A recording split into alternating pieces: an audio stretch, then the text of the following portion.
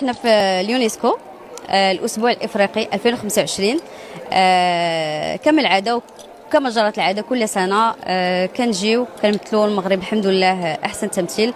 عاداتنا وتقاليدنا لا يعلى عليها، وكم كتشوفوا الاجانب الرياكسيون ديالهم كيكونوا 3 ايام فيها اللباس التقليدي، فيها الاكل حتى هو المغربي المتنوع. واليوم ان شاء الله غادي يكون بالعشيه العساوه.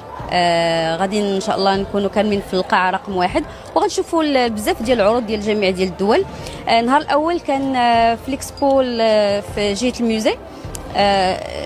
كاين قفطان اللي كيعود للعهد المارينيين القرن 15. وفي ليكسبو هنايا حطينا بزاف ديال انواع متعدده ديال اللباس التقليدي المغربي.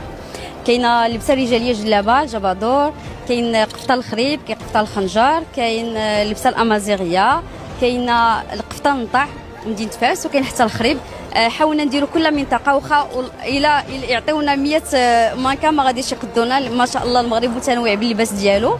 ومن بعد البارح كانت الغاسترونومي. المغرب شارك بالكسكسو سبع خضاري بالتفايه واللحم بالبرقوق حتى هو. ما شاء الله اكلنا وصل العالميه الحمد لله، وهذا الانطباع اللي كيخلي كاع الاجانب كيجيو للمغرب ولا كيمشيو يقلبوا على لي ريستورون ماروكان بارتو دو الموند. واليوم ان شاء الله كيف قلت لكم غادي نشوفوا عساوه بالعشيه.